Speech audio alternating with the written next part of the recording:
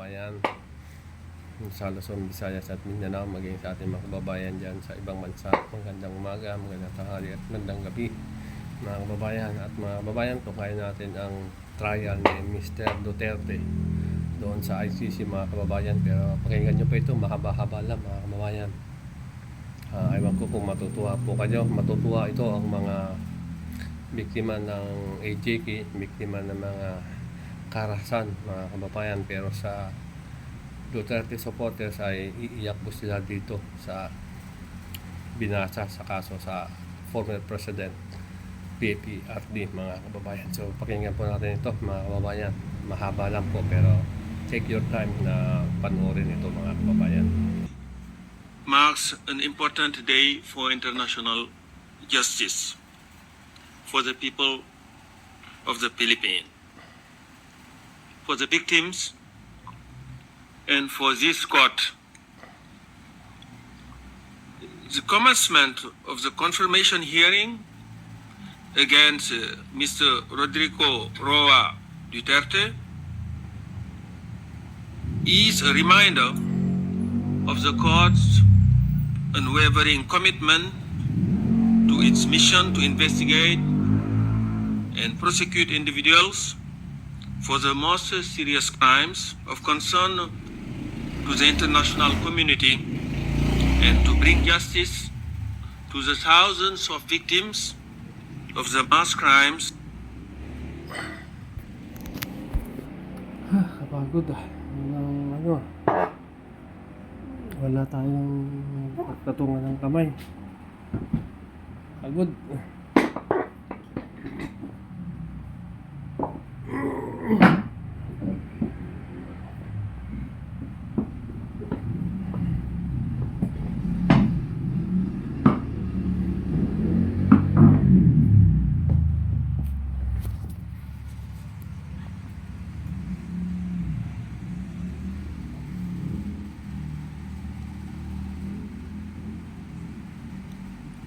And atrocities perpetrated in the Philippines.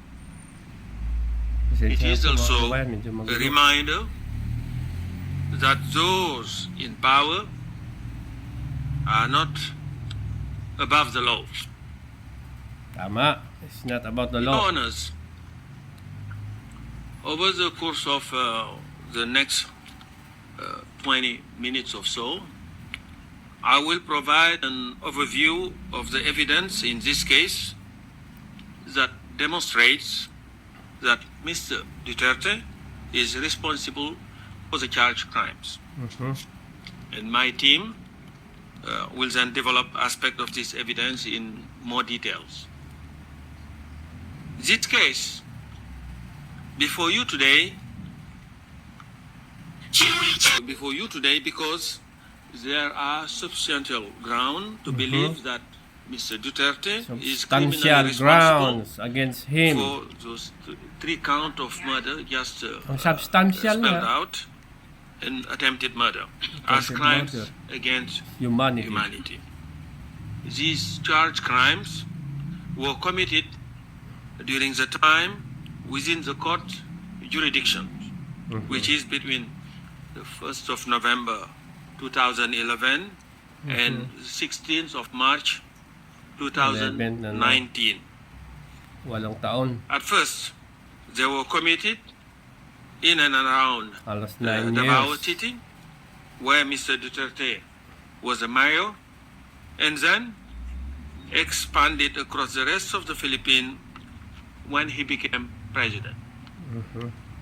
Mr. Duterte is charged with 49 incidents of murder and attempted murder of 78 victims, including children. These murder and attempted murders were part of a widespread and systematic attack that overall resulted in the killings of thousands of civilians across the country during the relevant time frame.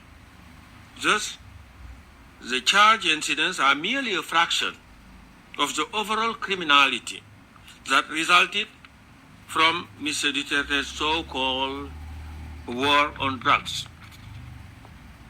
What is Mr. Duterte's core contribution? Your Honors, Mr. Duterte played a pivotal role in the commission of the charged crimes. His contribution was essential, Patay ka. as he was at the very heart of the common plan to use his words, to neutralize alleged criminals in the Philippines, including through murders. The victim included individuals associated with or perceived to be associated with drugs.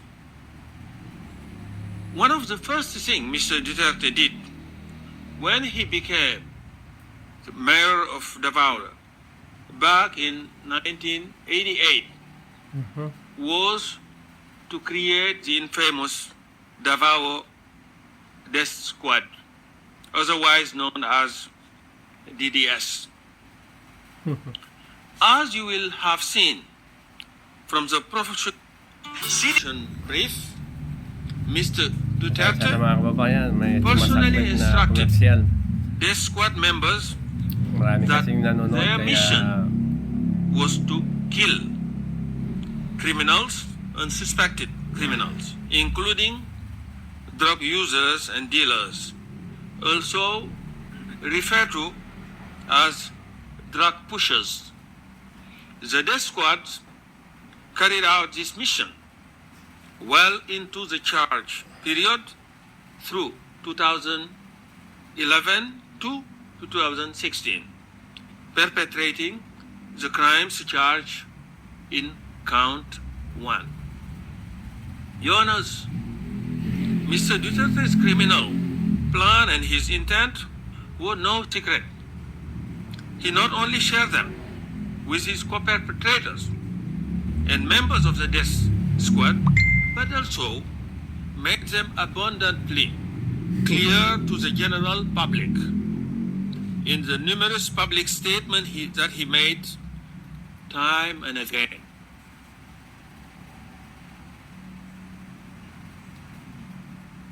During his presidential campaign, Mr. Duterte explicitly vowed to implement war the on common drugs. plan to neutralize alleged criminal nationwide if elected. This was his program to be elected. He publicly announced his intention to eradicate corruption, criminality, and drugs in 3 to 6 months. And this is what he said. I quote, "If I become the president, I will order the military and the police to hunt down the drug lords and kill them." That's what he said. And this can be found at tab 12 of the prosecution list of material. Similarly, when speaking about druggies, I quote, in a televised interview in 2015, this is again what he said. "If I become president, you will all get wiped out. I will order your execution within 24 hours. That's what he said. That I quote directly from his word. And this quote can be found at tab 19.2 of the prosecution list of materials, ERN PSL OTP 401684, page 003, and these are the lines 82 and 83. And elected he was. And becoming president on 13th of June 2016, this provided him with the opportunity to follow through with his promise and to expand extrajudicial killings of alleged criminals beyond Davao and across the rest of the Philippines. He did this through the implementation of the National Anti-Illegal Drug Campaign, better known as Duterte's War on Drug, and its project, Double Barrel. These were carried out by the national network consisting of law enforcement personnel working together with non-police assets and hitmen. Mr. Duterte authorized murder and personally selected some of the targets. During the mayoral period, when he was mayor, his clearance was required for the DDS to carry out the killings. Essentially, members of the DDS needed Mr. Duterte's green light to murder. And during the presidential period, Mr. Duterte has continued to personally identify some of the targets, including by publicly naming those he claimed were involved in illegal drug trade or in other forms of criminality. He also identified targets by holding up a list containing their name. Tama. And if you are on the list, you will be killed. And this was a word of one prosecution witness.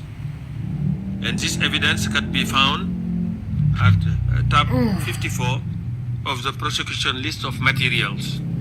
ERN PHL OTP 00015 page 0009, and the relevant lines are 260 to 261.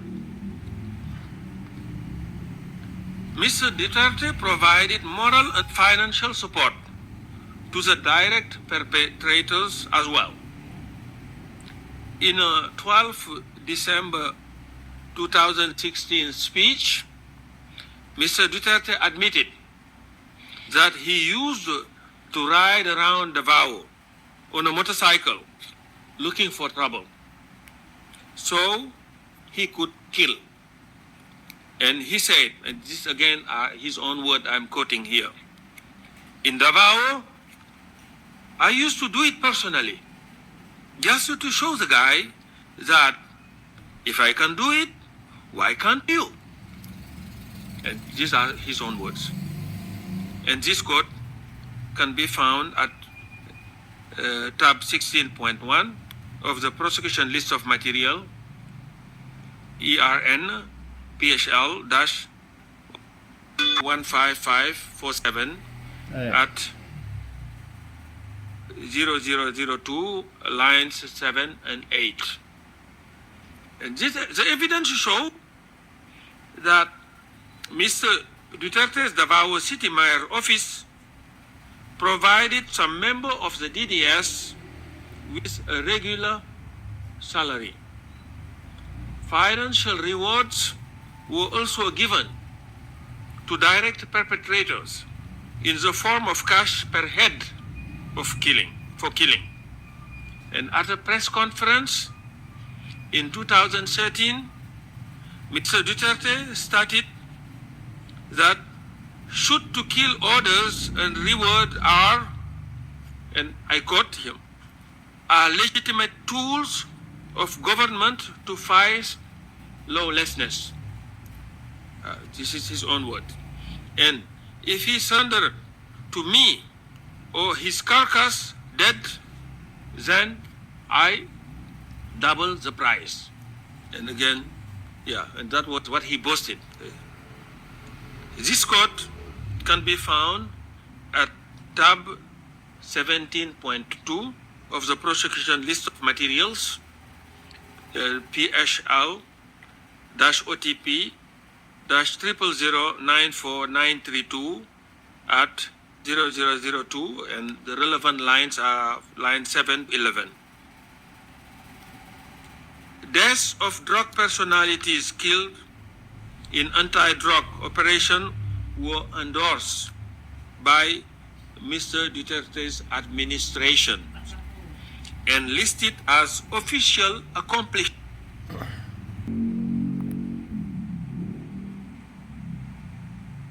You will see confirmation brief.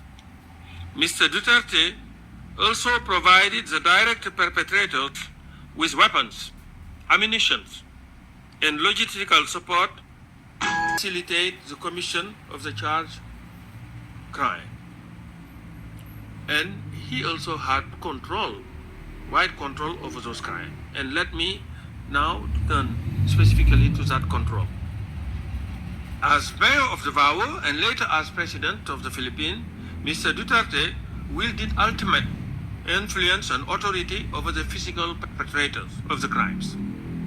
As mayor, Mr. Duterte was chief executive of the Davao city government, with responsibility for exercising general supervision and control over all its activities. He had formal operational supervision and control over National Police Unit in Davao. As creator and head of the DDS, he also had de facto control over the death squad's members. When Mr. Duterte became president on the 30th of June 2016, he sat at the very apex of the political power structure in the Philippines. He became the head of state, head of government, and commander-in-chief of all armed forces of the Philippines. He also became the leader of the country's police forces. This level of authority allowed him to wield de jure and de facto control over those implementing the common plan nationwide.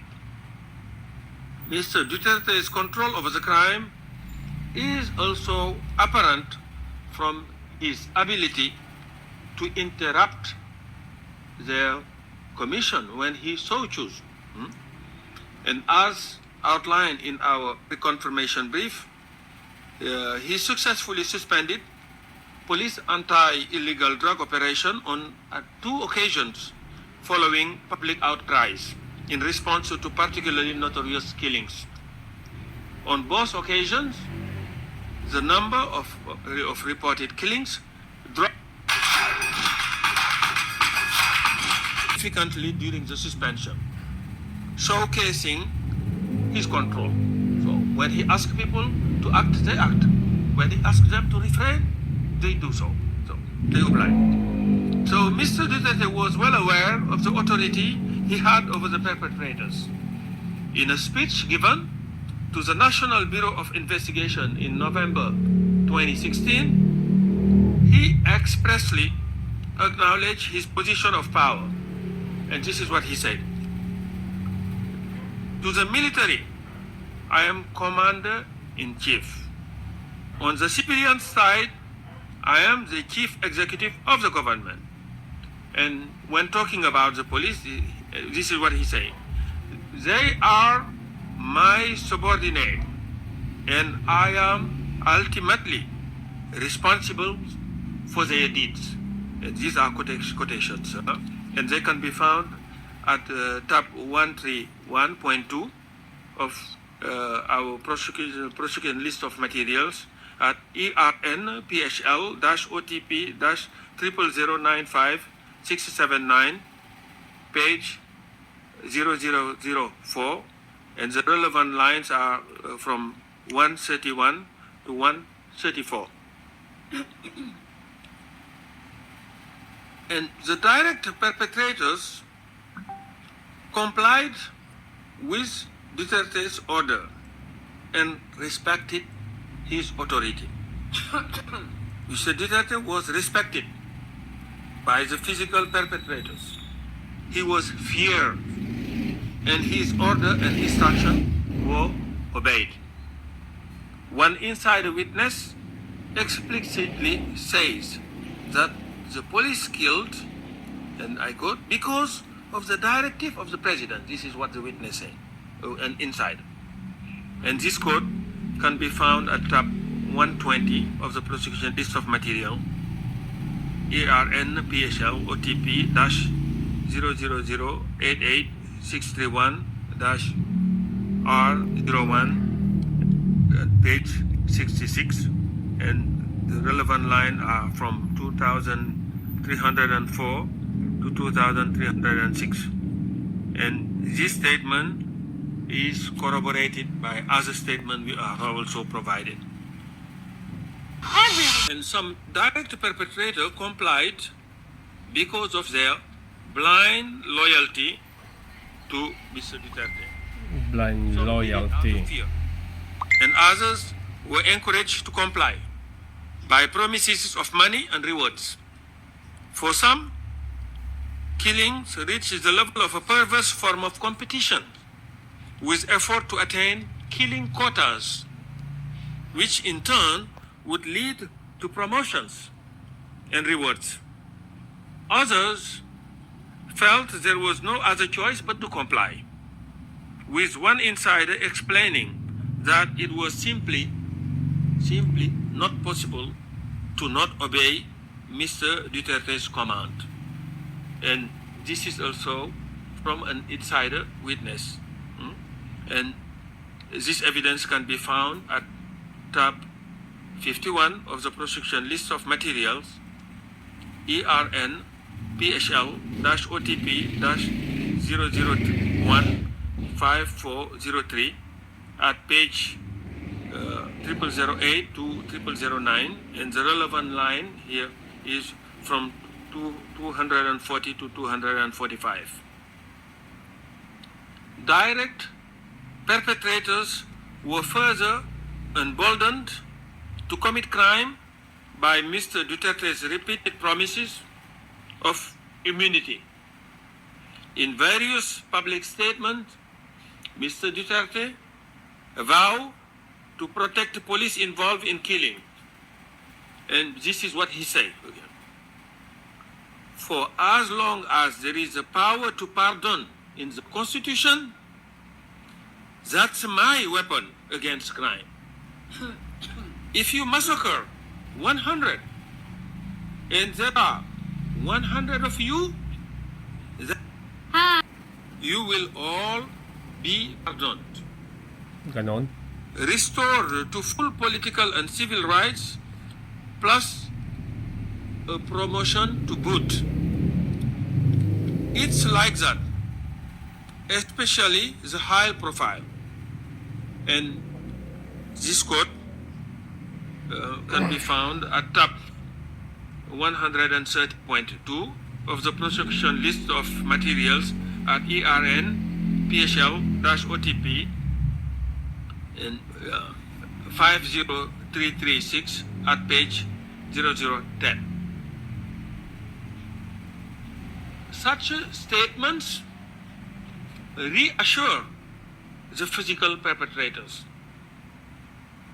One insider described that he felt confident to continue killing people because he knew that he wouldn't be arrested for that. And this evidence can be found at tab 38 of the prosecution list of material, ERN PSL-OTP-0001-2779 at page 0005, and relevant lines are from 130 to 131. Your Honors, let me now say a few words about the contextual elements. The 78 murders and attempted murders that Mr. Duterte is charged with in this case were not random. These were not random crimes, nor was they spontaneous or happened in isolation. Rather, the evidence demonstrates that they were part of a widespread and systematic attack directed against the civilians population of the Philippines. The murders and attempted murders were carried out across the Philippines and over a substantial period of time. Overall, Duterte's so-called war on drugs resulted in the killings of thousands of civilians from the 1st of November 2011 to the 16th of March 2019. And many of these victims were... Excuse me, Counsel, you have 5 minutes left. Okay. Yes, were children. The victim of extrajudicial killing charge in this case were brutally murdered, some after having been abducted and mistreated. Unlike Mr. Duterte, who is represented by his counsel here today, they were deprived of any form of due process.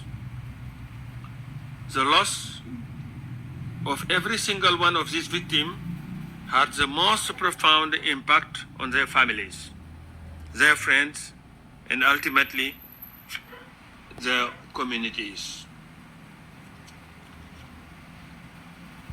Their suffering was met not merely with Mr. Duterte's indifference, but with his mocking. In a 25 July 2016 speech, he expressly made fun of the iconic photograph portraying the partner of an extrajudicial killing victim cradling his body, which now visible on our screen. While the specific incident portrayed in this photograph is not charged in this case, Mr. Duterte's comment on it is demonstrative of his attitude towards the victims. In reference to this photo, Mr. Duterte, this is what he said. Those of you who are still sober, those who haven't tried illegal drugs, if you don't want to die or get hurt, don't rely on the priest, including human rights advocate. They won't be able to prevent death. So, don't do it. And then, there you are, sprawled on the ground, and you are portrayed in a broadsheet like Mother Mary cradling the dead cadaver of Jesus Christ. That's how they are creating dramas here. This is what he said. And this quote can be found at tab 128 of the prosecution list of material at ERN PSL-OTP-50335, page 0008. And of course, the question of whether Mr. Duterte had knowledge and intent, of course, it goes without saying. Your Honors, Mr. Duterte intended and knew that the charged crime were occurring, or that they would occur in the ordinary course of event that he had set in place and put in motion. His intent and knowledge are shown by the multiple statements he made throughout his mayoral and presidential tenure, promising to reduce crimes by killing alleged criminals, promoting the common plan, and urging police and even members of the public to kill alleged criminals. As detailed in the prosecution pre-confirmation brief, and as Your Honor will hear in the course of my team's presentation, Mr. Duterte also made statements directly acknowledging allegation of extrajudicial killings by his subordinates and issued a written order showing he knew about the crimes they committed. Your Honors, the prosecution relies on significant and varied sources of evidence to demonstrate that substantial ground exists to believe that Mr. Duterte is criminally responsible for the crimes. This evidence includes multiple witness statements, Responsible including for the insider witnesses. It includes many speeches of Mr. Duterte himself, as well as the statement of his co-perpetrators. It also includes orders and other documents signed by himself. The prosecution further relies on official government documents, including material from the Philippine National Police. It relies on drug watch list, on audio and video material, as well as on forensic and financial evidence. Your Honors, during the prosecution's subsequent presentation, my colleague will elaborate on some of this core evidence in more detail.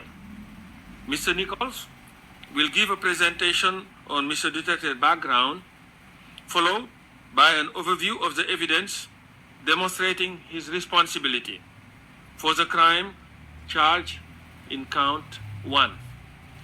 This will be followed by the presentation of Mr. Jeremy behind me, who will speak about the evidence demonstrating Mr. Duterte's responsibility as president for the crime charged in count 2 and 3. And Ms. Croft, on my left, will then elaborate on the contextual element of crime against humanity and the mode of liability through which Mr. Duterte is responsible for the crimes alleged in this case. And to conclude, Madam President, Your Honor, while this court cannot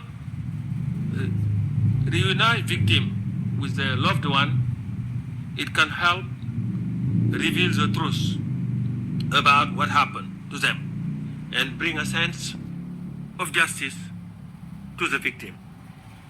The charge before you today are serious, and the evidence submitted require their confirmation. And Mr. Duterte must be held to account, and this case should be confirmed for trial. I thank you very much. For